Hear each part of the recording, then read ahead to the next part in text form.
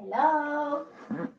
So this is new. I just was here today is Saturday, and I had some time, and I decided to go live. So a little bit more casual because it's Saturday, but I decided that we could read some questions that they usually post in. I follow some groups like Spainguru and well, the different groups inside Spainguru, so I can see the doubts that people have. And I think it's a good idea to pick some questions and answer them.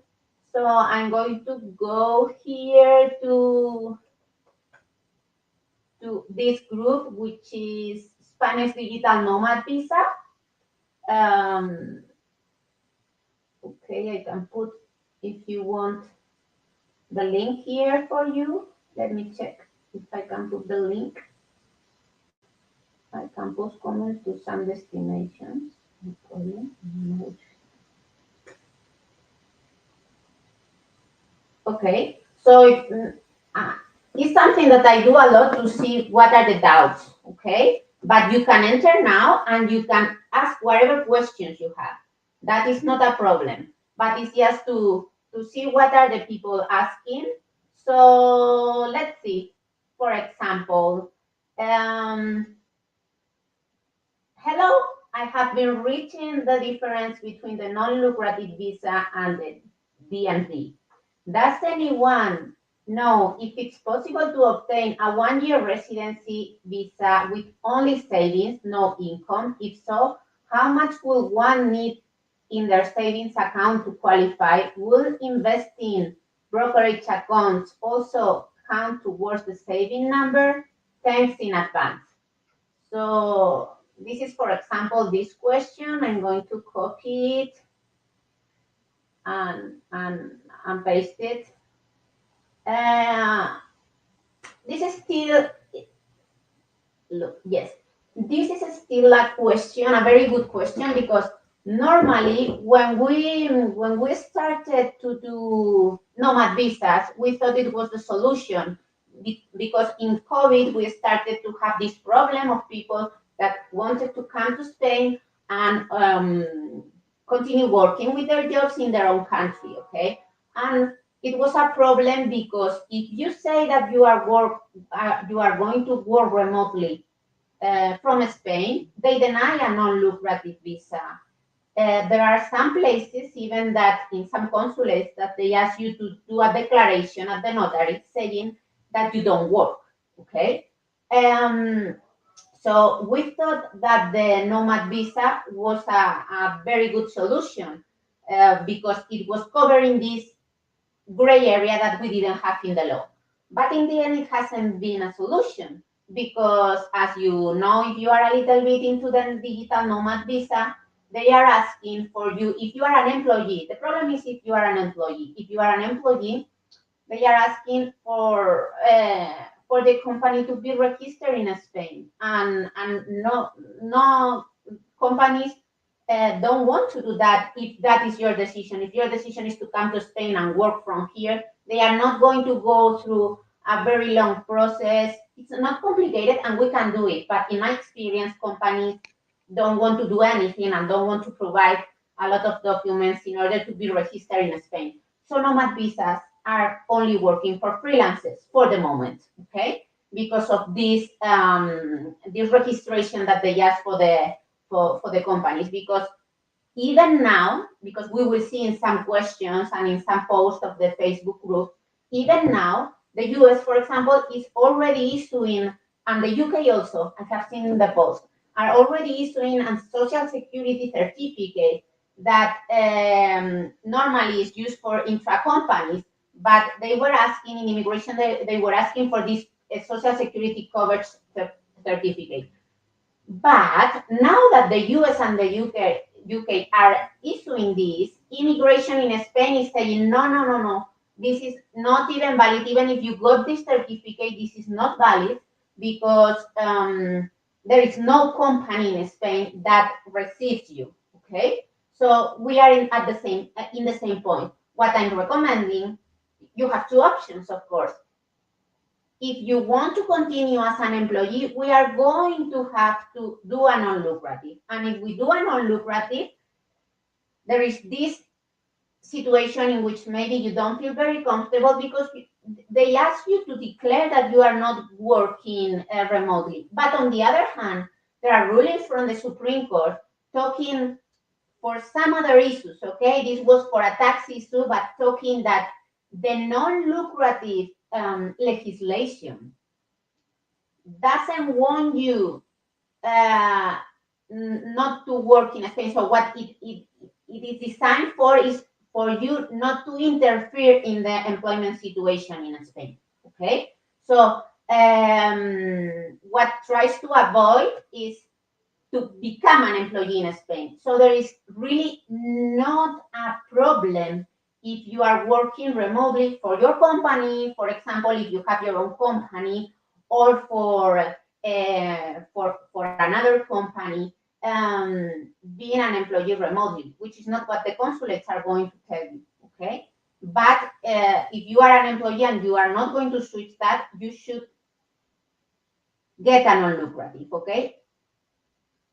At least now, because we are expecting for immigration to update their requirements and see the problems, and we will be able to do employees as digital nomads, because it's what the law is designed for, but they didn't really structure very well. They didn't see what would be the problems or what modifications in social security they have to do so you can really become an employee, remotely employee and a digital nomad with this kind of visa, because there are benefits of this digital nomad visa.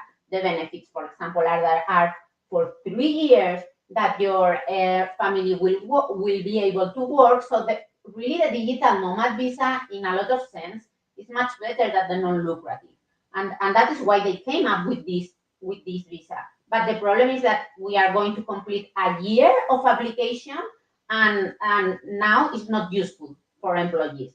So you can become a freelancer. We have employees that are becoming freelancer, and we are doing it as a freelancer, or you can continue doing a non-lucrative until this is resolved. They come with a solution of requirements that really we can meet, okay?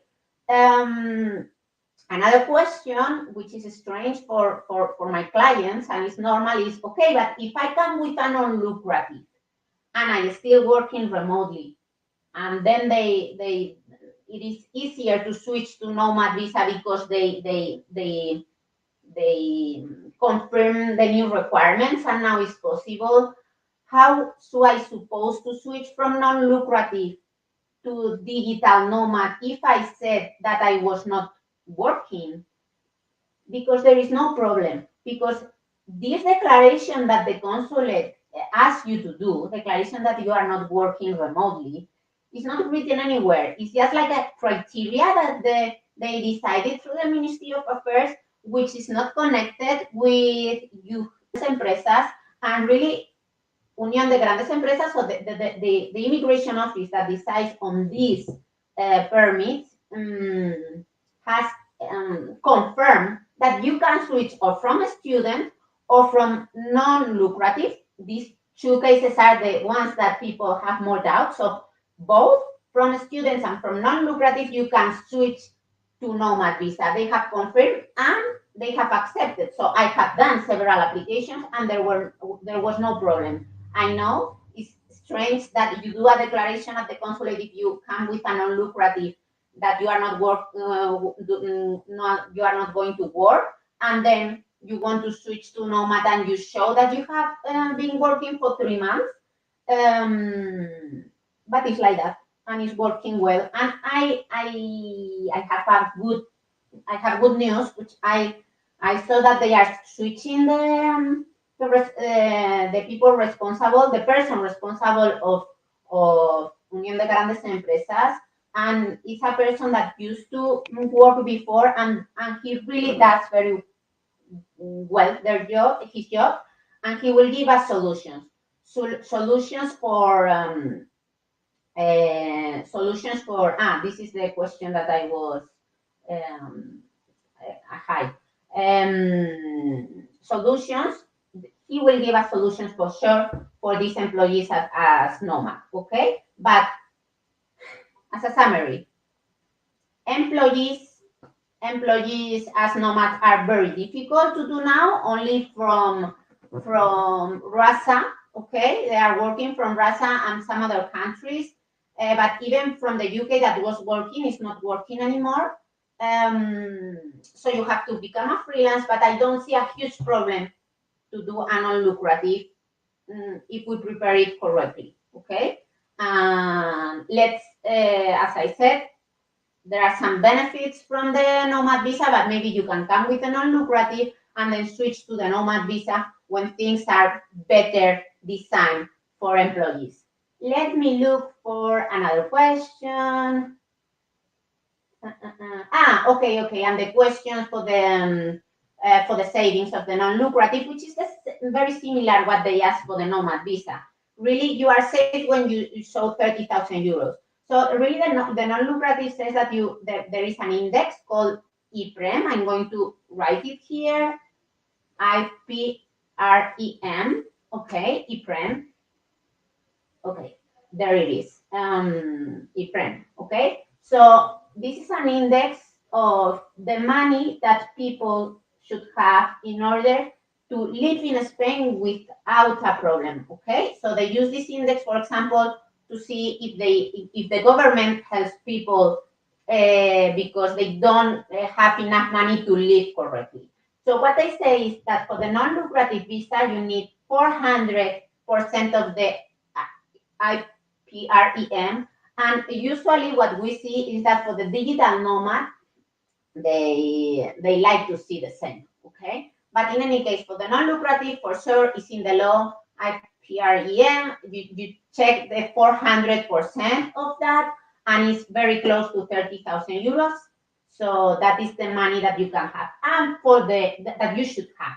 And for the extra family member, you need to have the 100% of the IPREM. So this is the quantity. For the principal, 4 times the IPREM. For the extra family members, just the 100% IPREM.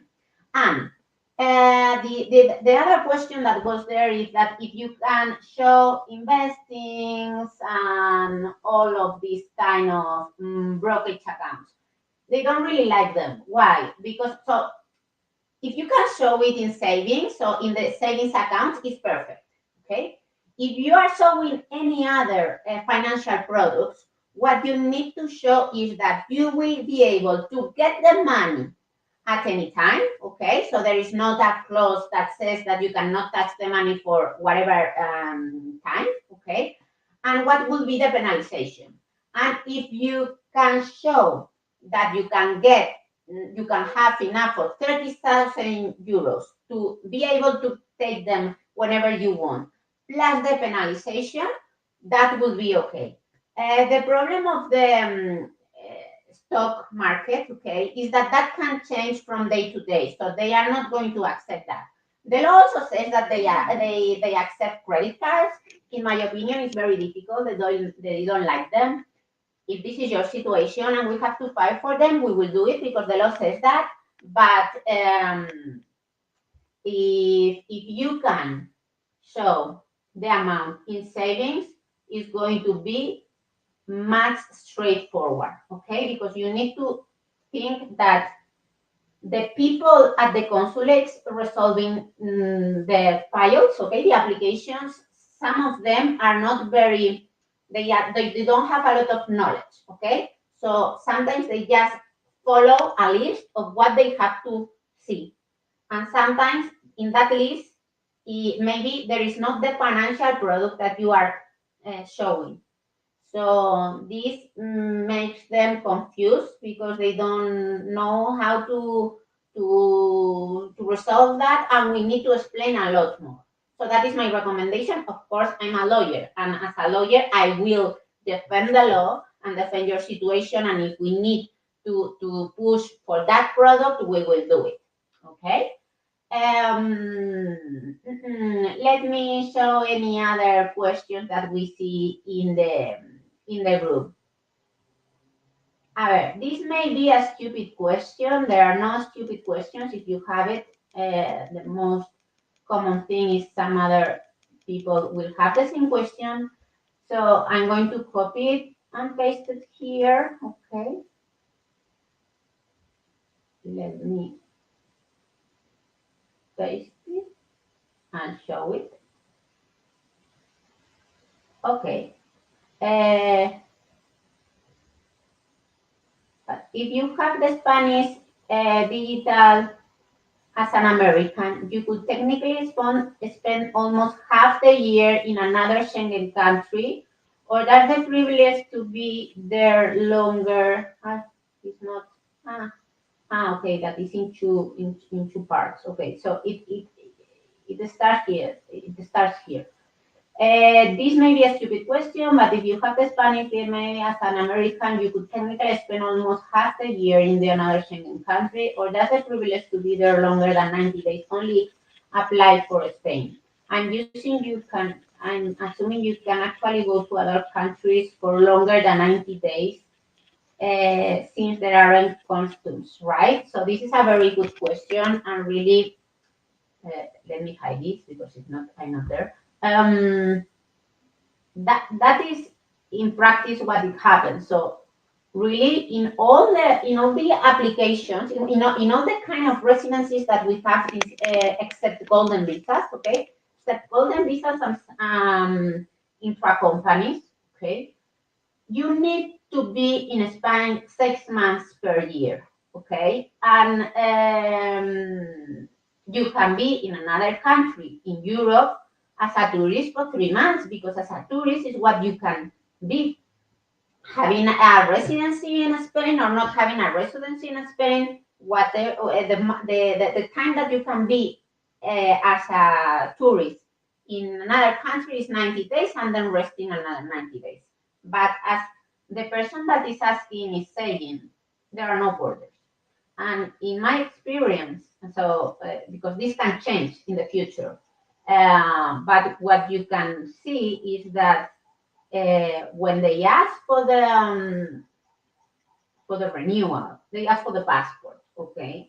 And right now, you don't get any stamp for if you are living in Spain and you go to France, to Portugal, to any Schengen area country, you don't get a stamp. So they don't really know where you are and how long you've been.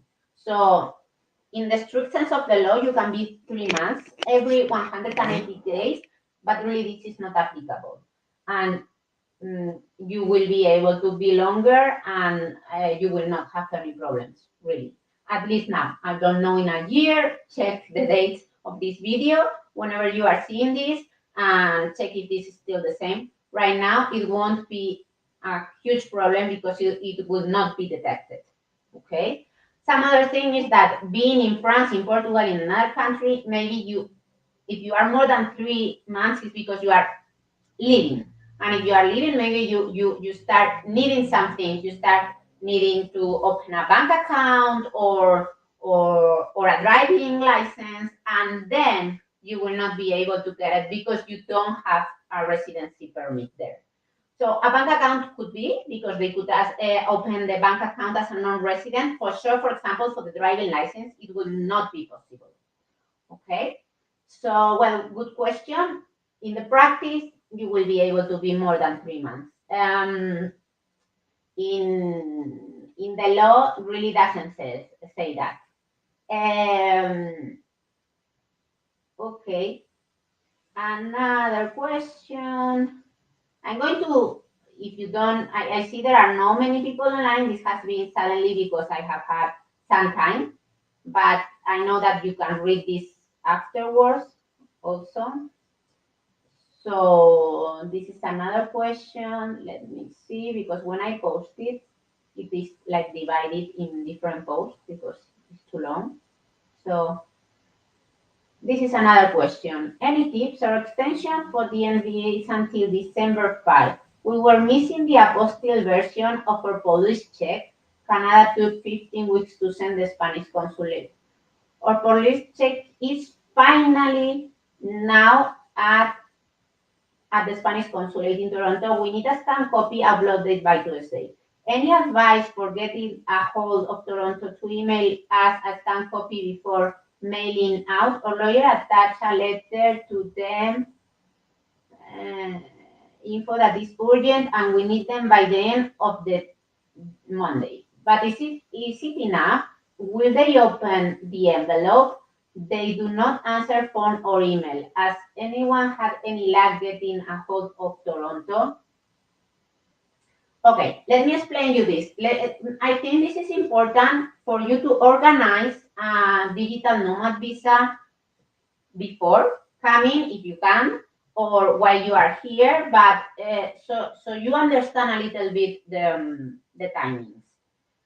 So you know that you can apply in the first 90 days if you come without a visa, because you don't need a visa to come as a tourist, okay, in Spain. You have 90 days to apply for, okay? If you are coming with a tourist visa, check that the tourist is for 90 days, because sometimes maybe you are from, I don't know, China, and your visa is for 30 days, okay? And so you have to apply in those 30 days. But if you come as a tourist with no Schengen visa, you have those 90 days. Be careful if you have been more than in the past last 90 days in Schengen, in Europe, not in Spain, in any Schengen area, because then you have to take out that time, okay? So if you are now coming, but you were here 2 months ago in whatever Schengen area, you have to take out that time, okay? Because you just are allowed to be 90 days in 180 days. So let's think we have those 90 days, okay? If you have those 90 days, first of all, you need to know, and this is a question that they do a lot, that really you can do the application in the day 89 and you can stay here, okay? The only thing is that if you have a denial, you will have to leave in the next 10 days, which not usually happens, but this is what the law says, okay? So first of all, you have the whole 90 days to apply. And there is no problem if you overstay. It's not overstaying because you have an application in process, but there is no problem if you are in process and you are more than 90 days, but you must be in process, okay? That's number one. Number two, the documents must be apostille or legalized, okay? What he's talking about is legalization. He's waiting for the Spanish consulate because there is no apostille with Canada, so that's why they need legalization, and it's a much slower process.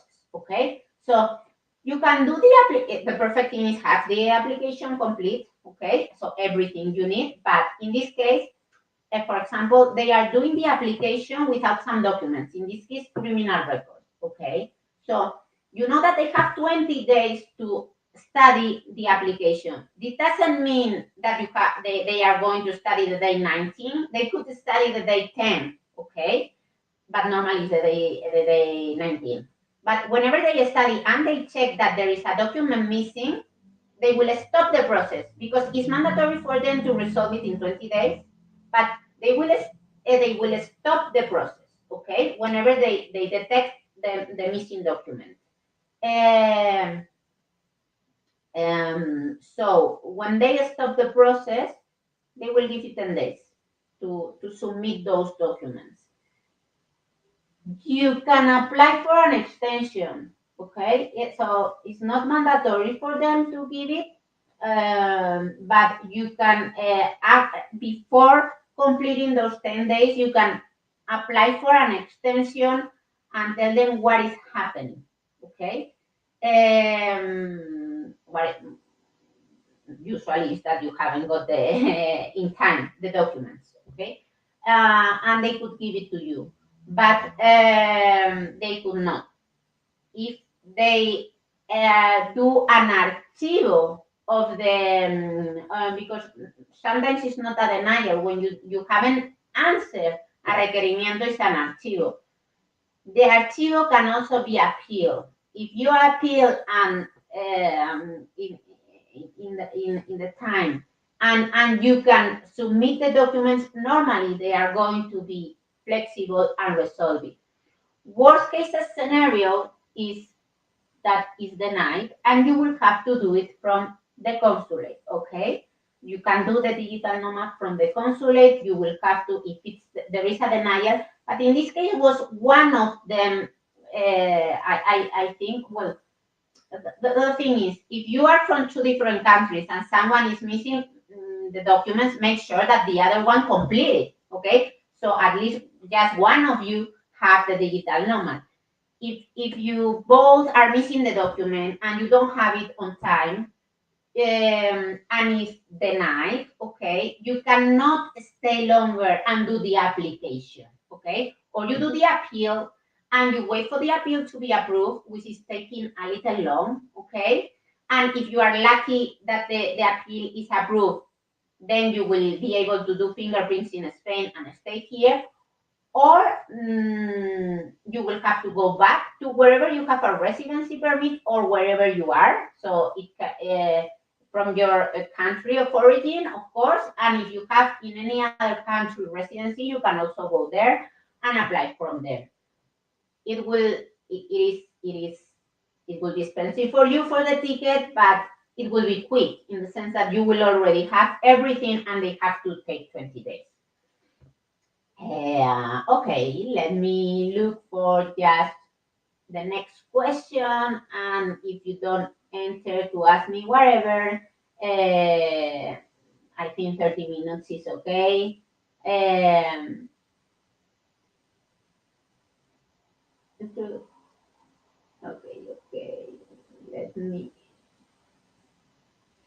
I just want to get an idea of how much both have paid. Well, fees are very different.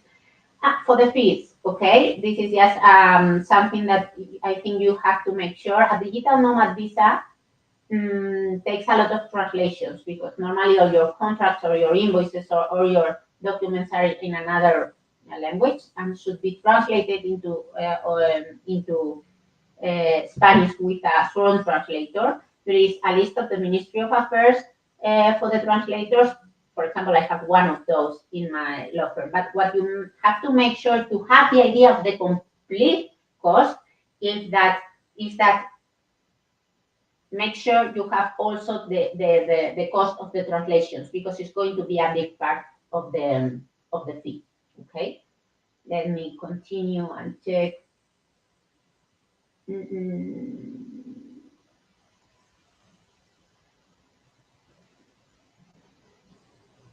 A ver. Okay. It's another question. Has anyone has experience in a criminal record certificate from Hong Kong? Okay, that is not very. If you are from the UK, how long did it take to receive your ACRO? Well, this I know because I have a lot of clients that they were a little delayed because they were on a, how you say, una huelga. Now they are a little bit quicker. Something that is important about the previous question is that you can apply, you apply electronically. So the documents are scanned. Don't wait for someone if you are late. I mean, if you are getting late on the documents, please make sure that a family member, a friend, whoever, scan it and send it to you by email. Don't wait for the hard copy to get here. Okay. This is a good question. Also, it's something that I have already answered, but I think it's good for you to understand what are the strategies you have. So this person says that they have everything ready for the application, but they have a run out of time to do the application. And if they go back to the consulate, which is the strategy, if you don't have time as a tourist in Spain, you need to do it from the consulate. And they are asking if you can enter after getting the visa, if you can enter even that you have run out of those 90 days. Of course, that is why you do a visa, because you have run out of 90 days as a tourist, but now you have a residency visa. And if you have a residency visa, means that you can enter, doesn't matter your time as a tourist, okay? You need to know that they give you a visa for a year, okay? If you do it from Spain, you can get a 3 years permit. So that is a big difference. If you do it from the consulate, you get a 1 year visa. If you get it from Spain, you get a 3 years permit, okay? But this happens also in the golden visa. I haven't done it as for a nomad, but I'm 99% sure that even if you do it from the consulate, that you get only 1 year visa, I think that at the moment you can, we will be able to switch it if you want. So you can wait for the year to do the renewal, okay? Or you can do it directly from Spain again and get the 3 years. At least this happens with the golden visa. I think this will be applicable, okay? But in any case, it's not problem. After 1 year, if not, you renew it and that's all. But it's true that it's more comfortable to have a 3 years permit already and you forget about it. Something that is very, very important also about these times, about the renewals and all that, is that the residency permit, okay? So people want to reach the 5 years for the permanent residency permit, or what we call long-term residency, what is called larga duración in Spain, okay? But be careful with that, because a lot of people don't know that there is a maximum of being out 10 months in the last 5 years, okay? So 10 months in the last 5 years is an average of 2 months per year in order to get the long-term residency. Be careful with that, because a lot of you are looking for the long-term residency, but you don't know about this limit. This can be up to a year. It says that for labor or working reasons, if we can show that you were outside for working reasons, it can be 1 year instead of 10 months, but it's still a tough limit to meet, okay? Of course, if not, we can be renewing and renewing the digital nomad if you are not so much in Spain, because really you can be 6 months outside if you just want to renew the digital nomad and you are not interested in the permanent residency. Okay. Last question I'm going to pick. Please, if you have any, you can post here any questions and I will answer them.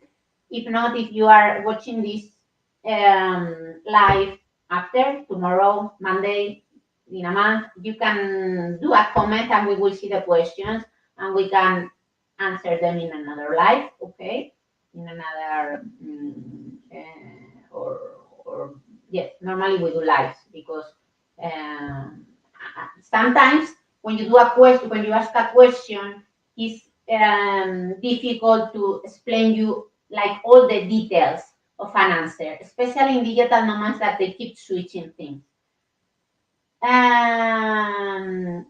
This is a renewal, for example. Let me see what says. Good morning. Could anyone give me any advice of submitted TND renewal, please? I was granted in May, but only for a short period. My TND expires on January 24, which is in line with the end date of my current work contract, this is very good.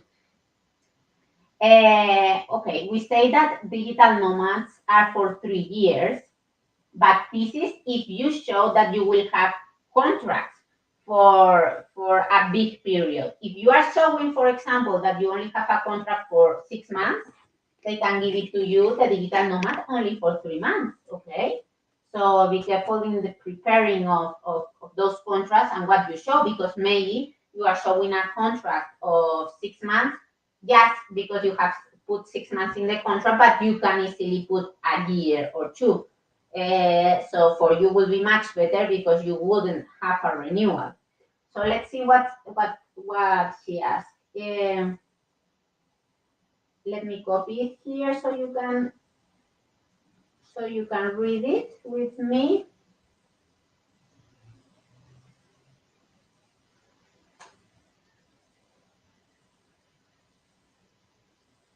Okay. I was granted, but only for the short period. I'm self-employed. Whole application process with a lawyer, but now need to sort the renewal independently as they want to charge me a whole new um, thing. Can anyone provide me with a link or point me in the direction of where I can submit the renewal and also who I can contact for more information? I won't actually have a new signed work contract by. Okay, so I'm hoping they will be accept a letter from. So let me explain things, okay? I will put the link of UGE, Unión de Grandes Empresas. Make sure you need to have a digital certificate. If you want to do it yourself, for a renewal, it's easy to have it because if you have been granted with a permit, you can get your digital certificate and do it, okay? I will post afterwards the link where you can do it. But this is important what you are saying, that you don't have, you will not have the signed contract. Okay, of course you can do a writing letter saying that you don't have it at that point, okay, and that you will submit it afterwards.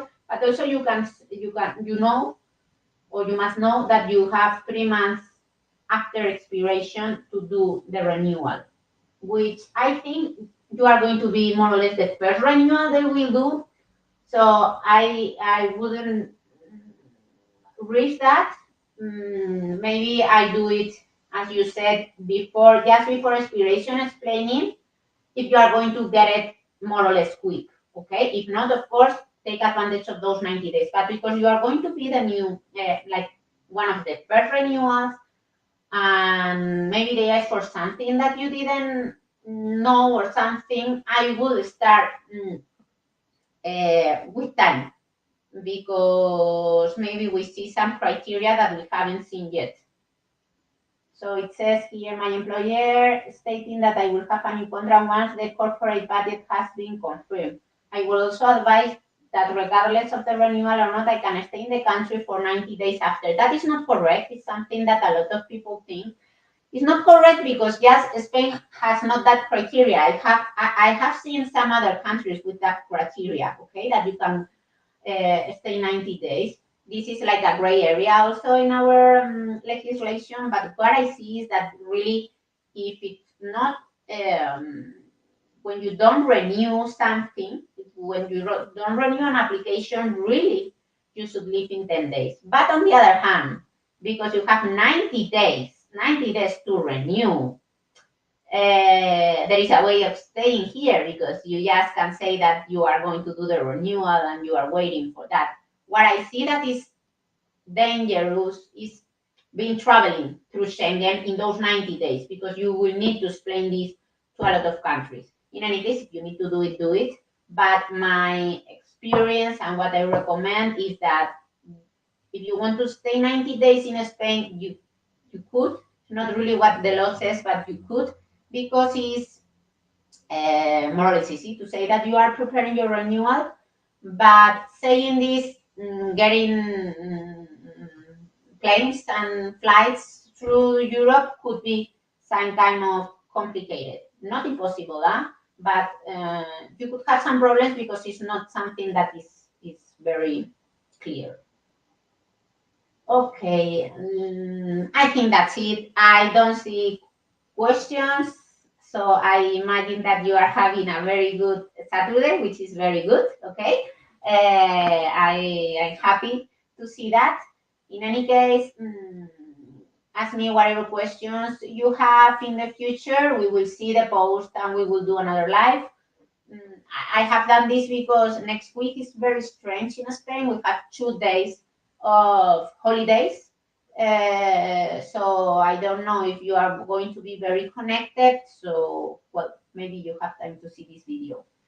Thank you very much. We stay in contact and have a nice day.